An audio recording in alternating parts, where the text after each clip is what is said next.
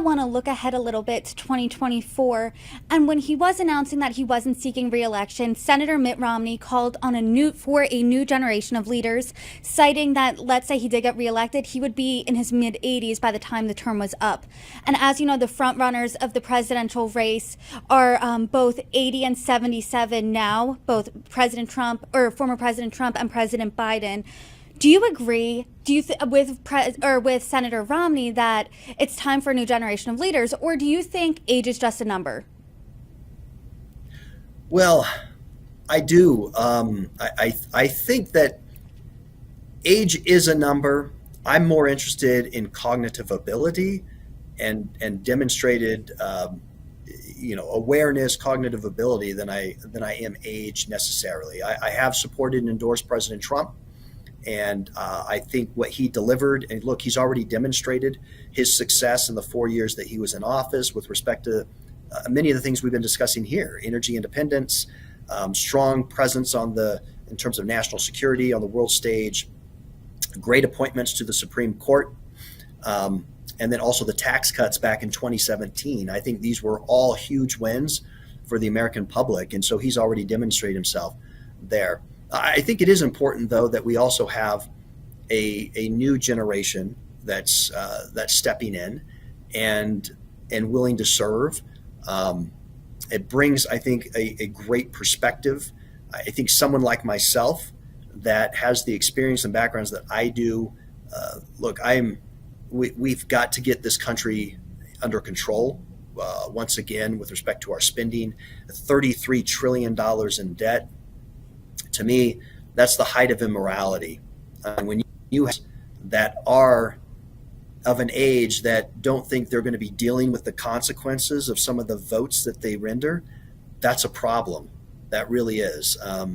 I think it's the height of immorality, really is, to have placed that level of burden on my kids and on successive generations. So we have to have people in D.C. that recognize the seriousness of the issue, the financial issue that we're in, and get us finally to a balanced budget and responsible government. Senator Romney also said point blank he does not believe President Biden and former President Trump are up to the task of addressing these top issues. So who do you think is the best leader for our country come 2024? Well, I think President Trump has demonstrated his ability of success in this first term with the matters that we just discussed, with energy independence, tax cuts, conservative appointments, strength in terms of foreign policy. I mean, look, what's going on in Ukraine today, I don't believe at all would be happening if President Trump were still in office. He made significant strides with respect to NATO and finally getting those member countries to pay their fair share. What are we doing under this administration? We're admitting countries like Finland that aren't even paying their 2% of GDP. I mean, it's just insane. That is not a winning recipe to just enlarge NATO and admit members that aren't even paying their fair share. So I think he's well positioned given the 4 years that he has been in office.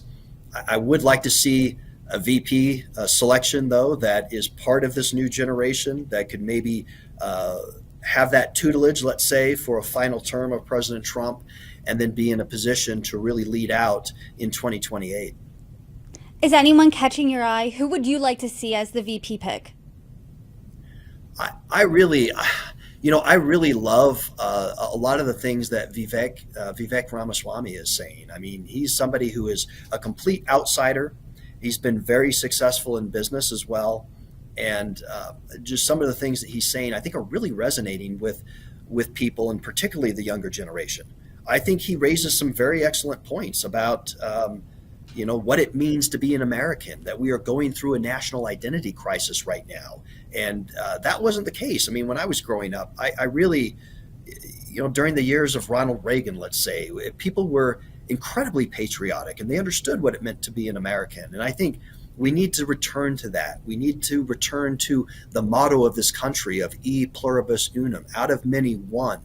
Today, it seems like it's just the reverse. We have so many elected officials and interest groups that are pursuing identity politics and want to pit people in different categories instead of saying, hey, look, we're all Americans. These are the principles that our country was founded on, and this is how we're going to continue to be the envy of the world for the next 200 plus years. That's really a lot of what he's saying, and he's coming up with some pretty innovative solutions in terms of how to save money and maybe reorganize government, which I think we're going to have to deal with.